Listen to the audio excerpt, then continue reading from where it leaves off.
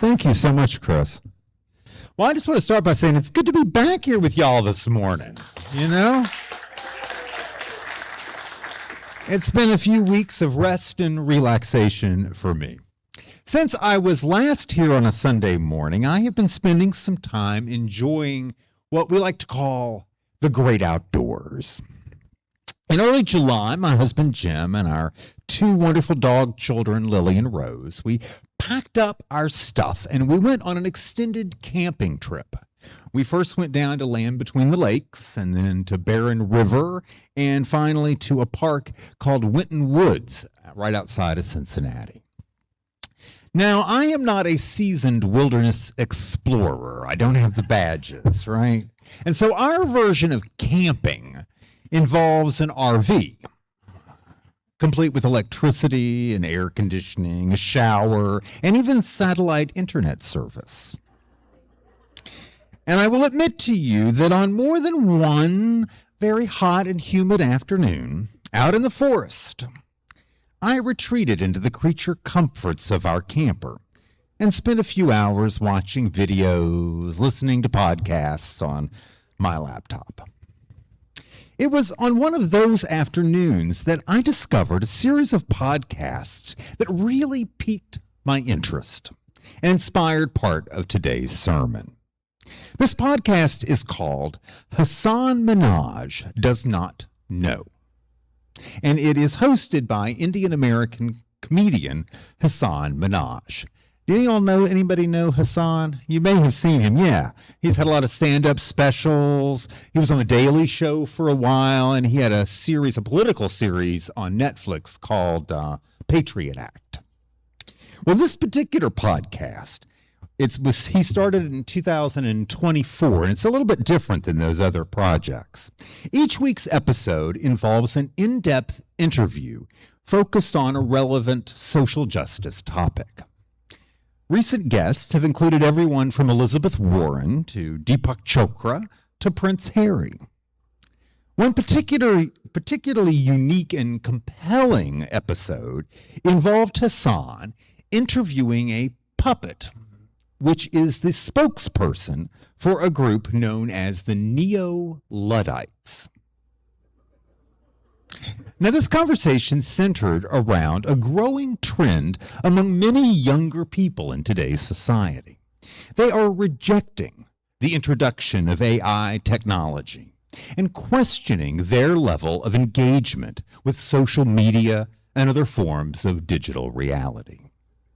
Surveys show that more and more of those in that age group that we've labeled Gen Z, Gen Z, more of them are feeling a sense of nostalgia for a past before the internet began to dominate so much of our lives.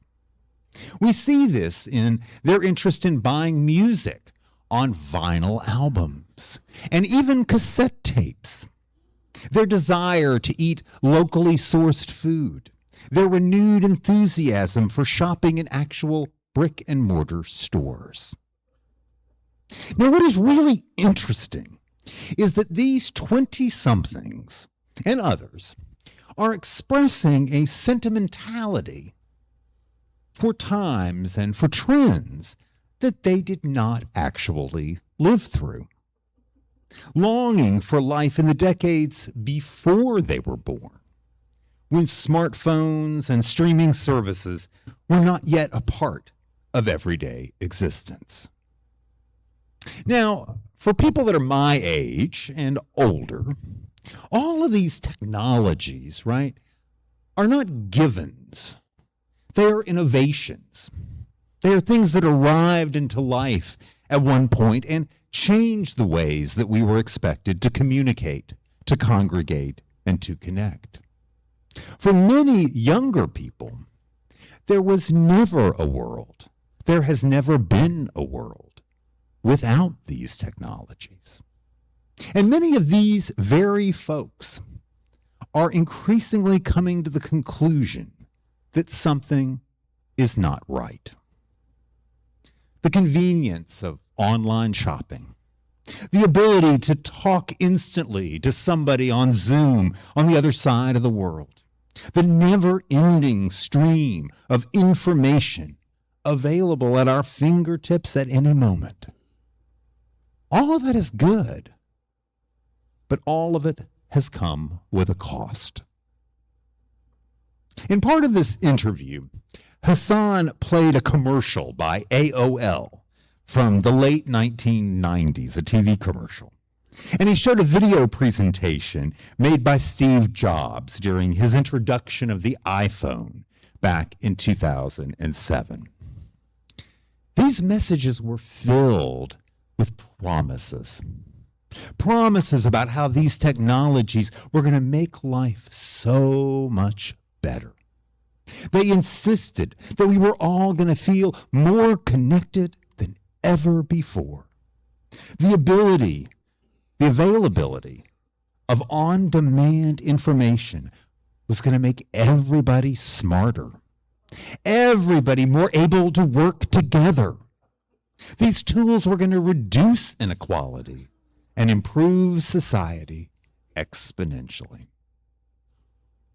Now, I can tell by your hearing you realize that over the past 20 years, we have seen that these technologies have failed to live up to many of these promises. And in some ways, of course, they have actually had the opposite effect. More and more Americans today report feeling isolated, feeling lonely and invisible. Social media has been used to spread disinformation and has divided us along political and social lines like never before. Online experiences have crowded out the very institutions that created real-life relationships. And I'm sure you've seen in the news that recent court cases have revealed that companies like Facebook have intentionally engineered their algorithms to promote addictive behaviors, to target us, to target our vulnerabilities and our prejudices, all to keep us engaged with their products. Now, the ways in which these digital technologies have been used and abused in recent years, and the impacts, the bad impacts that they are creating, are not anything really new.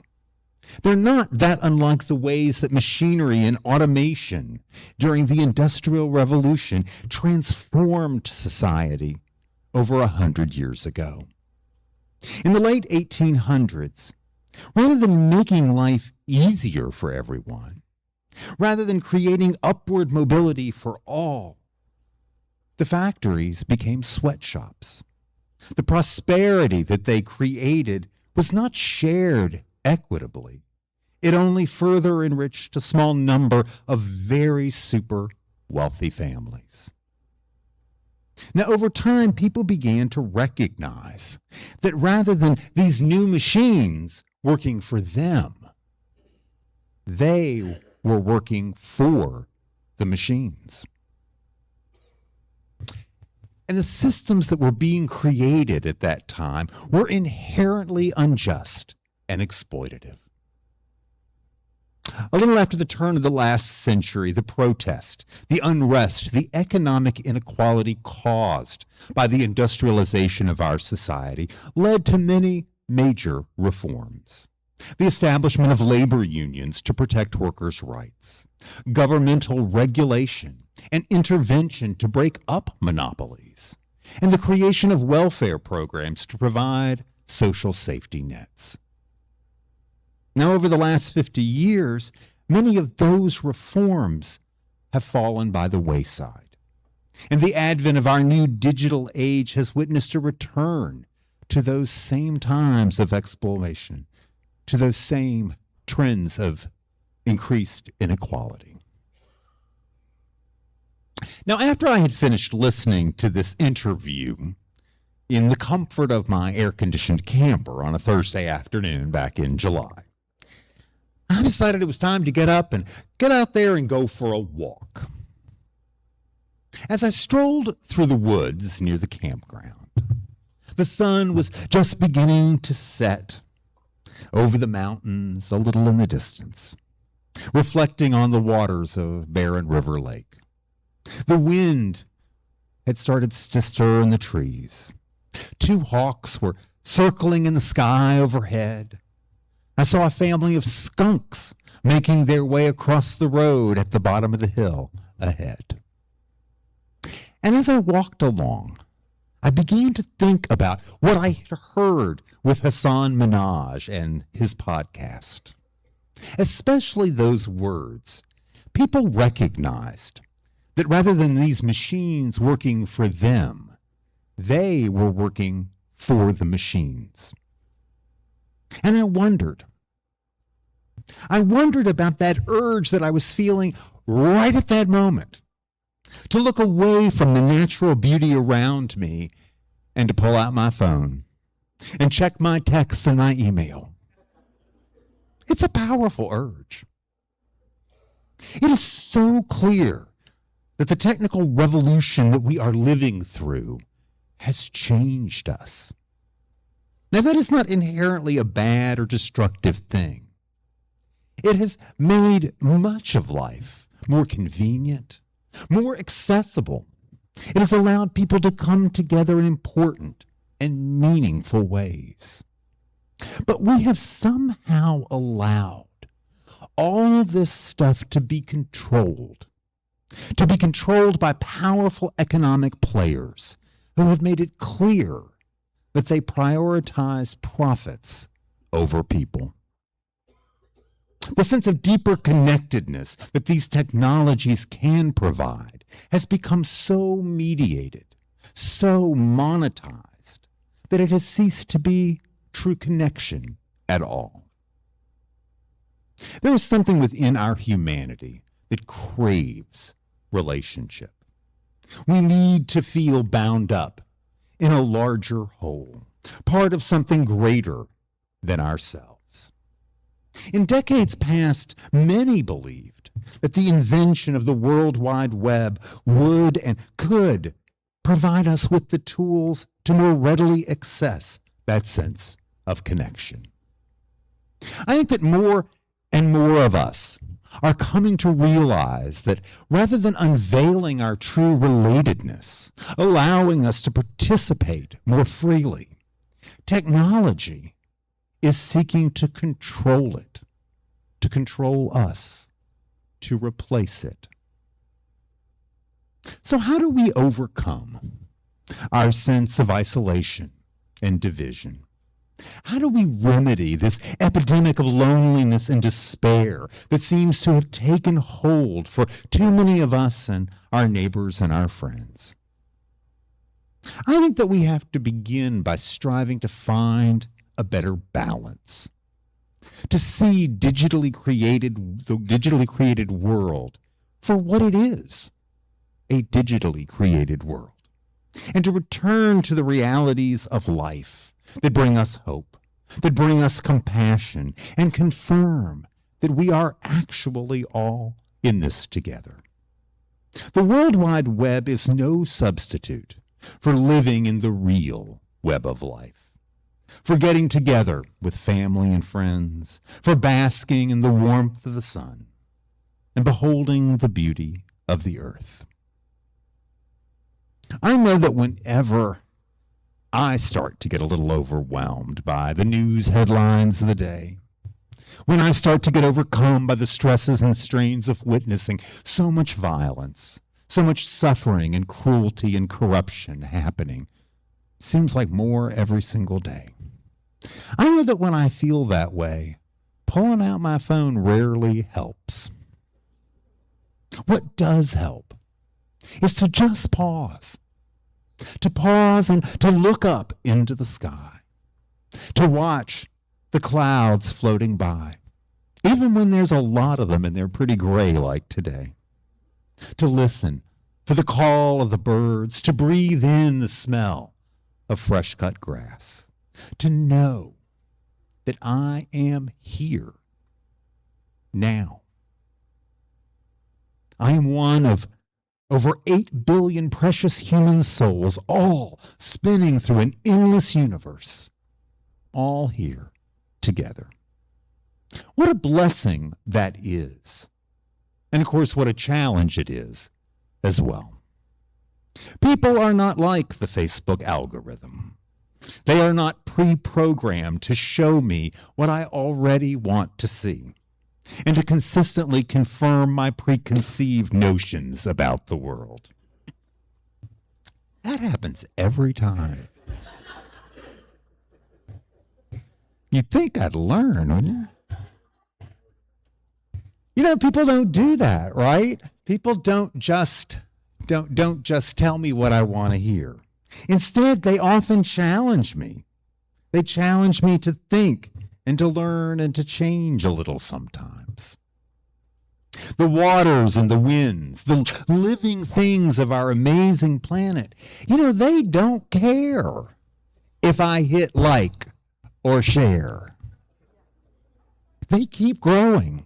They keep blowing and flowing with or without me. And they bring with them renewal. They bring a little destruction, but a lot of restoration, humbling me and my need to control, reminding me of what is truly holy and life-giving. In one of his wonderful books, environmental activist Bryant McGill observed this. He said, nature is the ultimate technology. There is a deep interconnectedness of all life on Earth, from the tiniest organisms to the largest ecosystems, and absolutely between each person. Rather than trying to master nature or each other, we should start with the basics of trying to understand nature and humanity, and just connect and cooperate. May our lives be a reflection of the truth of that interdependence. May each day be a new journey towards connection, real connection, encountering and experiencing our deeper relatedness in all of its many forms, its many faces, its many places. May we make good use of our technology. May we use our technology and not be used by our technology. May we look away from those screens long enough to just notice, to just take in the beauty, the people, the world that surrounds us. And may we remember we do belong here. We do belong to each other, and we are never alone on this journey. Amen. And so may it be.